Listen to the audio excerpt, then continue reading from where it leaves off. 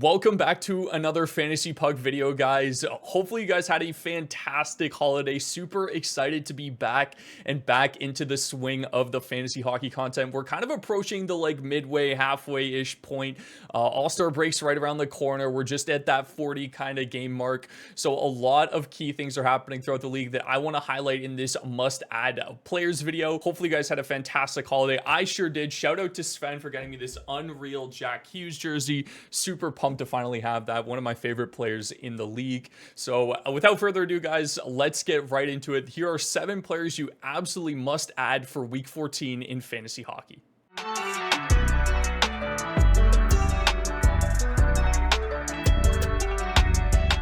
All right, first up, we have Martin Jones of the Toronto Maple Leafs. I had him in a previous must-add video just as kind of like a hit-or-miss type of ad, but with the way that Samsonov had played over the last couple weeks, I knew that it was very much a possibility that Jones could see a ton of volume, and lo and behold, Samsonov gets waived to the AHL. Jones has stepped in as the #1 guy with Joseph Woll still being injured. He's played unbelievable in his last 10 games as well. 6-3 record. The Leafs are continuing to blast through teams, even with some lackluster defense and Martin Jones as their primary goaltender right now. A .930 save percentage and a 2.2 goals against average in that time. He started in 9 of the last 11 games played. He is the guy for the Leafs right now until Joseph Woll comes back off of injury, and if he continues to play like this, he will continue to see volume even with Joseph Woll back into the rotation once he's back off of injury. The Leafs are going to continue to win games. They're one of the better teams in the National Hockey League.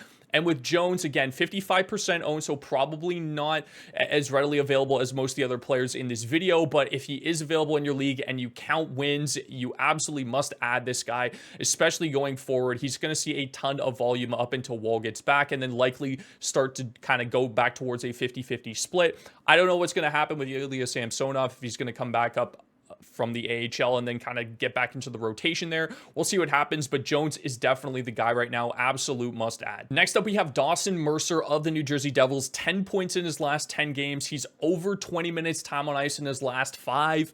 He's playing line 2 and power play 2. He is starting to heat up. He did this last year as well, where he just went on an absolute tear towards the second half of the season, and everybody started to kind of realize that this guy is legit. He had a really slow start, but he's kind of picked it up over his last 10, even 20 games. If you go look at his game log, Timo Meier's still day-to-day, so he is getting much more ice time right now. I don't know what that kind of ice time distribution is going to look like when Meier is back into the lineup. Like I said, he is still day-to-day right now after suffering a slight injury. I don't know how serious it is, but he only has 2 games next week. He is 43% owned, so look for managers to drop this guy and then just snag him up because he's been so hot lately. The shot volume's kind of mad. The peripherals, he chips in a little bit in terms of hits and blocks, but again, he absolutely went on a tear last year. He could just be that type of player, very similar to a guy like Kevin Fiala, where we've seen him consistently produce in the second half of the season at a much higher rate.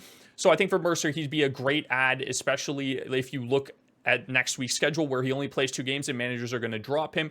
Definitely make sure you guys pick him up if he's available. Last year, Rickard Rakell was one of the best late round sleepers. If you guys managed to draft him last year, 38% owned. After coming off an injury, he's got 8 points in his last 8 games. He's averaging around 19 minutes average time on ice in his last 10. He's playing line 1 with Crosby and Gensel, and he's power play 2 right now.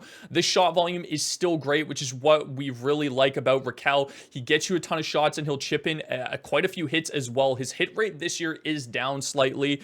However, his shot volume is right on par with where it is. 9.5 shots per 60 last season. He was a 9.4. Great exposure on line 1 to Crosby and Gensel, so he's going to continue to get a lot of touches with high elite players, and he's currently shooting at 4.5%. We're expecting this to go well up considering his shot volume. Highly recommend you add Rakell. He's just a great option right now, and he's going to get you a ton of points going forward along with some shot volume on top of that. Nyquist is playing on line 1 alongside Ryan O'Reilly and Philip Forsberg, who is absolutely tearing up the league right now. And power play 1 is really where Nyquist has shined. He's already at 12 power play points on the year. For retrospect, this is just as much as Jack Eichel and even more than Alexander Barkov has currently. I think he's at 11. So right on par with some elite players in terms of power play production. He's going to continue to produce on line 1 and power play 1 as long as he sees that opportunity. The shots per 60 aren't great, but it's consistent. It's on par with what we saw with him last year. And again, not a great guy when it comes to peripherals, but the production is warranted for an ad, especially in deeper leagues at only 27% owned. If you're looking for some more scoring on your team, this guy is going to produce as long as he's on that top line in Nashville, who have been absolutely lights out for that team so far this season. Nashville's honestly one of the biggest surprises for me personally in the NHL this year. I thought they were really going to take a step back, but UC Saros just is keeping them in it like always, and that top line is going off, which includes Gustav Nyquist. So if he's available in your league, I highly recommend you grab him. He seems to be getting a lot of his points from the power play, which is a good thing from a fantasy perspective as well. So definitely recommend you guys add Nyquist if you need some more scoring in your lineup. Very similar situation with Casey Mittelstad, 26% owned, 11 points in his last 10 games, averaging just over 18 minutes time on ice in his last 10 as well. He's line 2 and power play 1 currently on the Buffalo Sabres.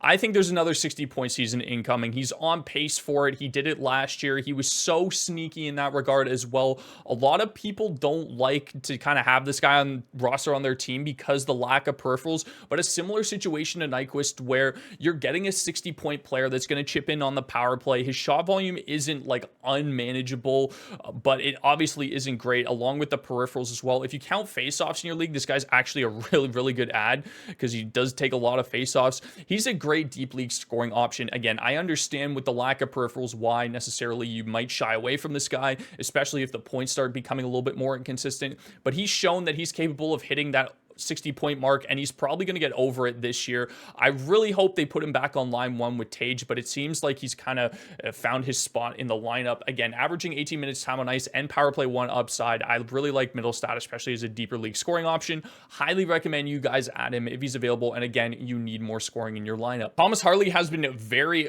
good for the Dallas Stars, especially as of late. 24% owned. He's got 7 points in his last 10 games. 2018 average time on ice in his last 10 as well. He's playing pair 3 right now, but it doesn't really seem like that because he's playing over 20 minutes a night.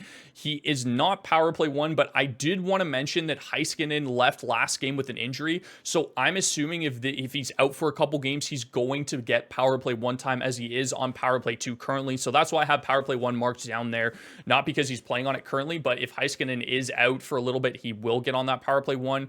Good shot volume and peripherals as well, especially in the blocks category. So I think if you count blocks in your league, he's again just a really solid D option.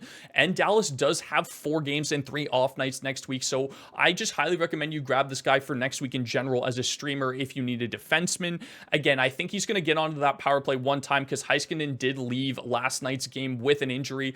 Again, I don't know the extent of that injury. I don't know if it's serious. I don't know if it's minor, but if Heiskanen is out, he will be power play 1 for Dallas going forward. So I highly recommend you grab him. Whether or not he's power play 1, he's still a great option. I don't think the goal scoring is going to continue at the rate that he is right now, but the point production should. He is getting a ton of minutes. He's power play 2. There's a lot of good upside there for Thomas Harley going forward. Highly recommend you add him, especially going into next week when he's got 4 games and 3 off nights. And then finally, guys, somebody that everyone should be keeping an eye on is Jack Quinn of the Buffalo Sabres. He had 37 points in 75 games last year while averaging just under 14 minutes time on ice.